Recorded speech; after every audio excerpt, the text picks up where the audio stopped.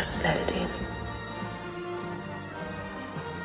It is my nerd world, and welcome to it, a pop culture and Star Wars podcast. As I mentioned on a previous episode, I made the decision to change up the way that I do the show a bit and expand it beyond just talk of Star Wars. And there's quite a few news items this week in the absence of any real Star Wars news to share with you. So let's not waste any more time and get to the first item, which is kind of Star Wars related while not being Star Wars. We are the spark that'll light the fire that'll burn the First Order down. So as you know, I'm a massive space opera fan, Star Wars fan, having written my own space opera series, EMBARK. Very much have been looking forward to, and still am, to the new Rebel Moon space opera series movies coming to Netflix. I'm a fan of Zack Snyder, the director. I like what he's done in the DC universe with Man of Steel, Sucker Punch, Watchmen, and have been looking forward to Rebel Moon, and I've talked about that a bit on the show. I do have an opinion, though, on how he is tackling the subject matter and why I wished he wasn't going with what he is calling an R-rated Star Wars. Now, again, this is his choice, obviously, as a director, but let me tell you the story and the news based off of what appeared in Empire Magazine. So during an interview with Empire Magazine, Zack Snyder delved into how he originally conceived Rebel Moon as a Star Wars tale. We've talked about this before on the show.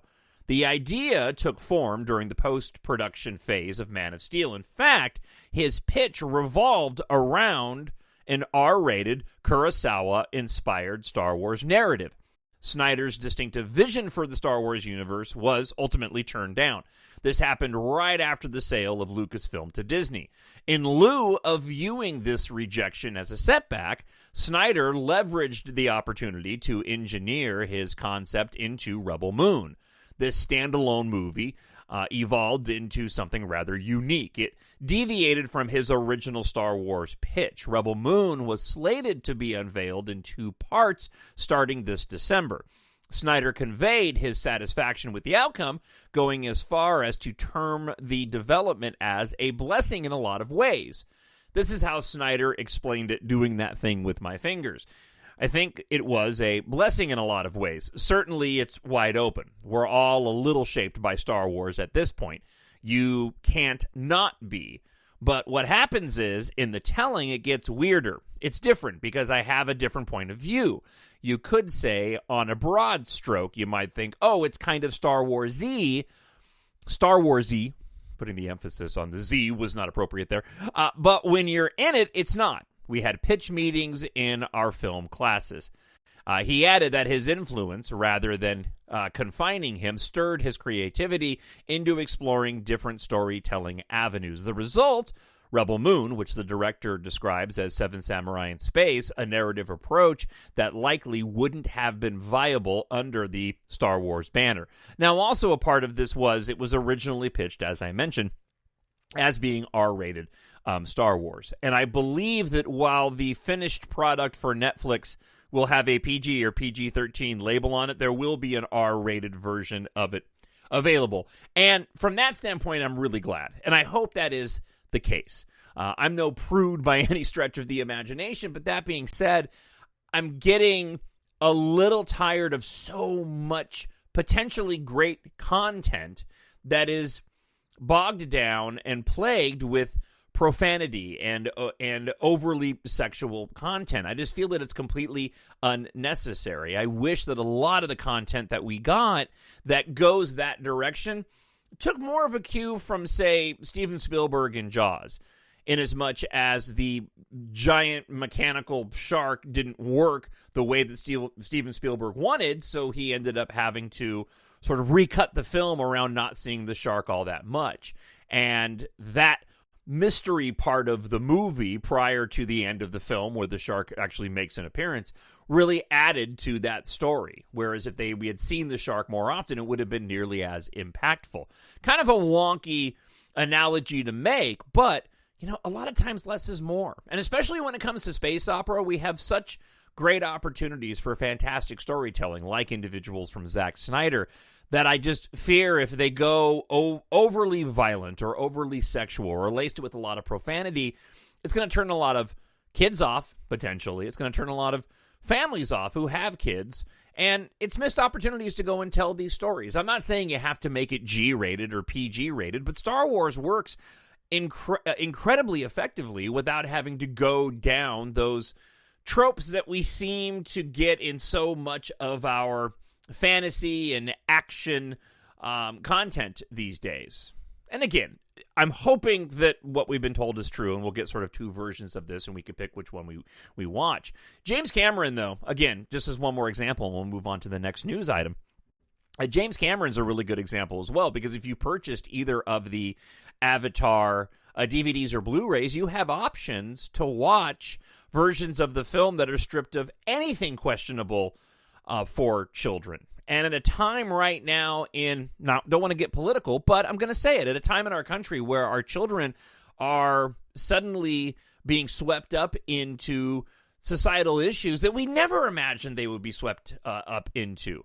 I feel like a part of that has been that a lot of content that would typically be tailored for children has been now revamped with, again, sort of explicit content that doesn't need to be there.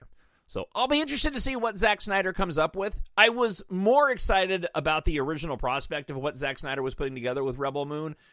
Now I'm a little less excited just because he can be very violent.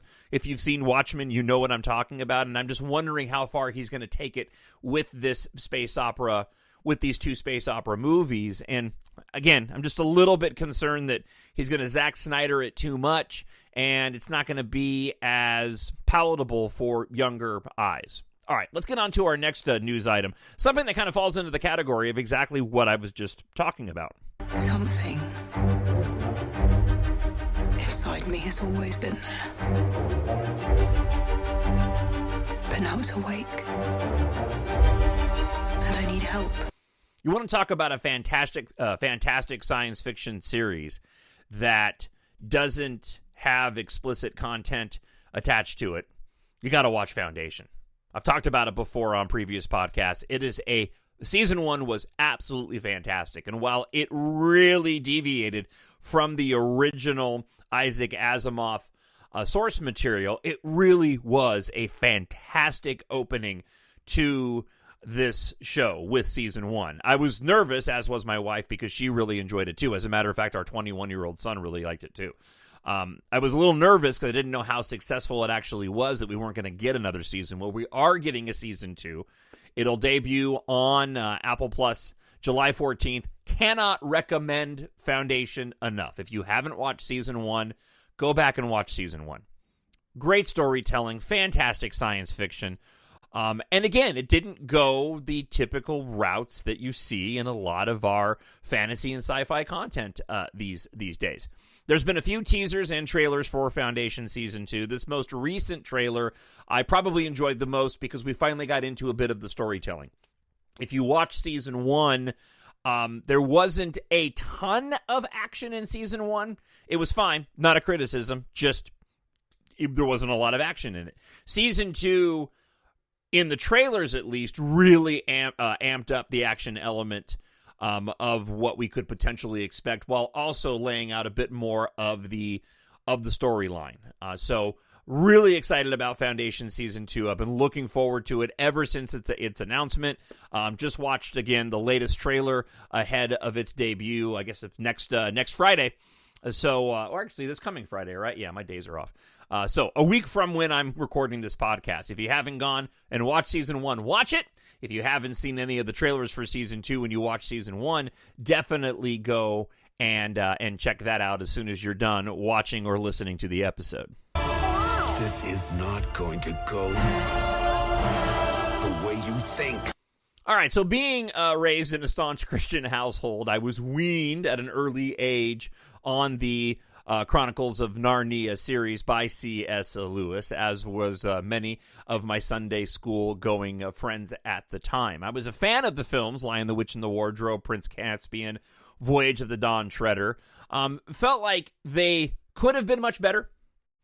if there was more of a budget behind it. I seem to recall that the original Lion, the Witch, and the Wardrobe was released swirling around when Lord of the Rings debuted, and while I really enjoyed all three of those movies and the effects are decent in it, with a big budget behind them, I personally feel like they could have potentially been as big as Lord of the Rings, although I did very much enjoy those first three films, own all three on Blu-ray. Silverchair was set to continue and be the fourth and final of these series with these actors and actresses of the Chronicles of Narnia, with Joe Johnston set to direct, but that fell apart in the wake of the rights being handed over and Netflix attaining them. So there had been talk for quite a long time that Netflix would be putting together a movie or a live-action series. Well, it was announced this week with very little details that, according to a recent profile piece in the New Yorker, Greta Gerwig, of Lady Bird and the upcoming Barbie film, among a host of, I think she did a Little Women adaptation as well. She will helm at least 2 Narnia movies for Netflix as part of the streamer's long gestating plans to bring the beloved Chronicles of Narnia series to life through multiple movies and TV shows. Now, beyond that, details are pretty scarce. It has not been revealed which of Lewis's 7 novels Gerwig will be bringing to the screen, let alone which stars might be cast in the upcoming projects. So when I first saw the news, I was kind of scratching my head a little bit. Obviously, C.S. Lewis, The Chronicles of Narnia, this source material is, it's very precious to a lot of people, means a lot to a lot of people, and I had wrongly pegged Greta Gerwig from coming from the what is typical liberal Hollywood, side of things, and less coming from the conservative or potentially Christian side of things. Did a little bit more research and found out that Greta Gerwig is actually a conservative. Now, I'm not taking a political stance on this. I'm just saying that when it comes to the source material and how beloved this is among Christians, and, the source material and C.S. Lewis and his background itself and the content of the books themselves, I was a little bit skeptical. Although, doing a little background on Greta Gerwig, I come to find out that she's not very outspoken about her political or religious leanings. However, and in a couple of locations, it has been revealed that she does call herself a conservative, which is a rarity these days coming from Hollywood. And certainly with these being created for Netflix, nice change of pace, in my opinion. So, looking forward to it. She's a fantastic writer. She's a great director as well. And my concerns were certainly unwarranted, given her apparent sort of political background of just being labeled as a conservative. Of course, we all have to wait to see what the content actually is, what the quality of the shows are. But you want to put this potentially on par with what Amazon did with the new Lord of the Rings, Power of the Ring series, and I think you can get a pretty good idea of how these 2 Narnia movies on Netflix could actually look better than what we saw in those first 3 films. So, looking forward to this particular movie, and the information coming out on this was certainly a welcome. So, all right, and let's move over to our listener feedback for this week. I need someone to show me my place in all this.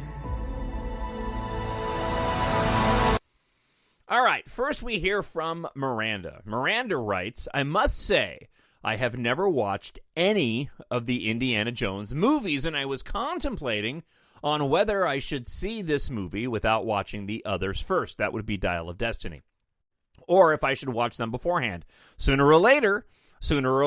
I wasn't even 100% sure about seeing the movie ever, but I do have to say that your review is actually helping me consider it, considering watching the other movies and then this one too. So listen, I would absolutely 100% say that you should go watch the other films.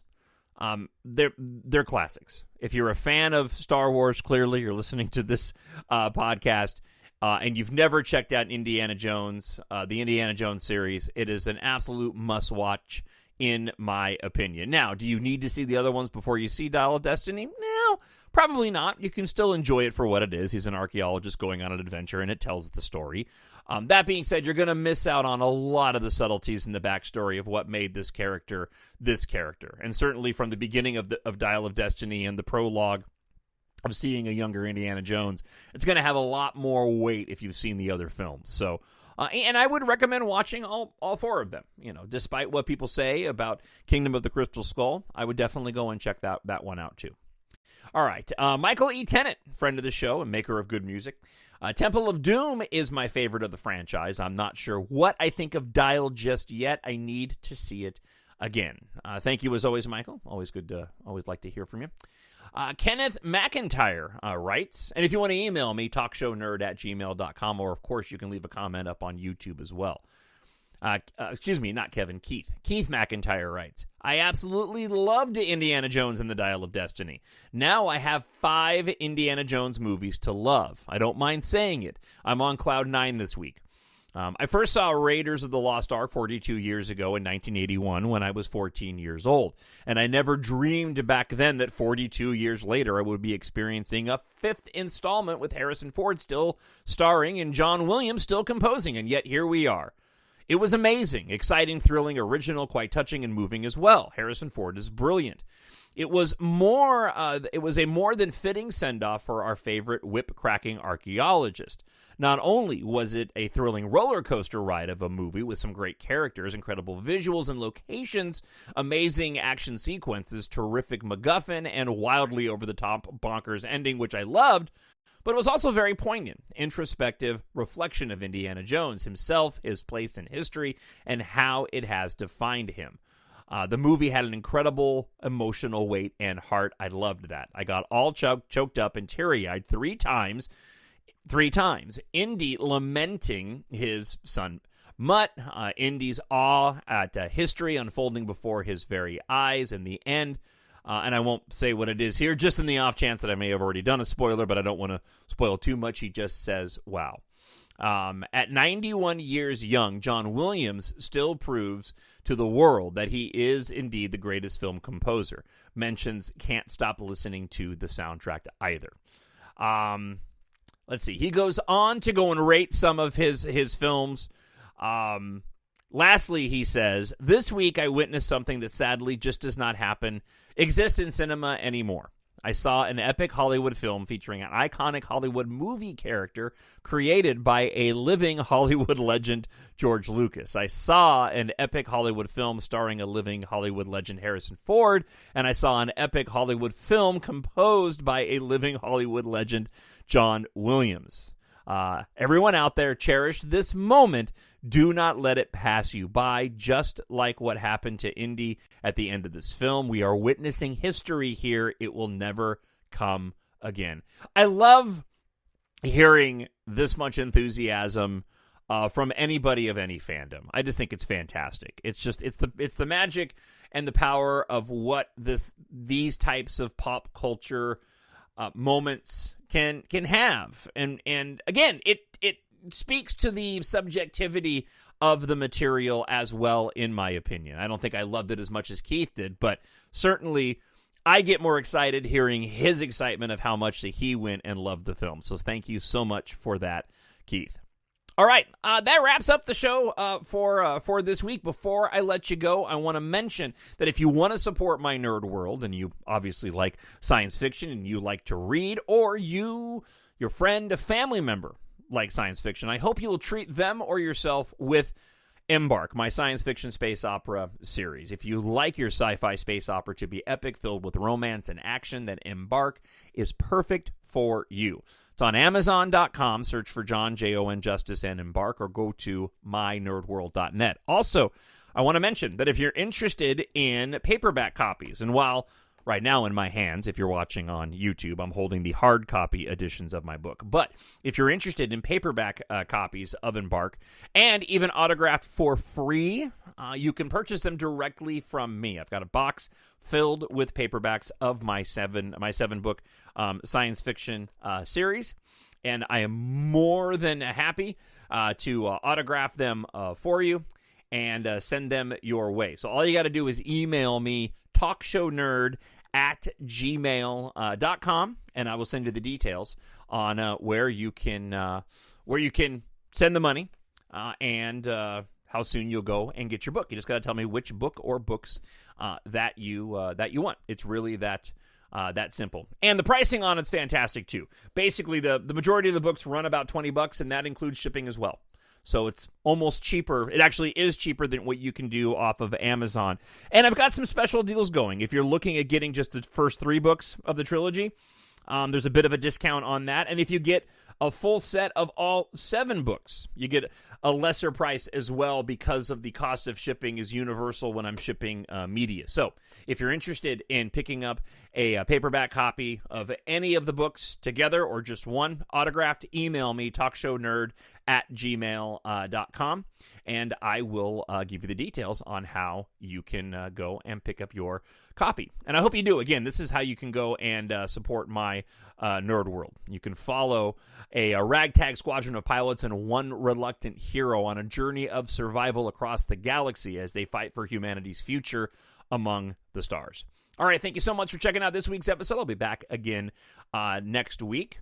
And until that time, I hope wherever you are happy, you are healthy, and you are safe. Talk to you then. Bye.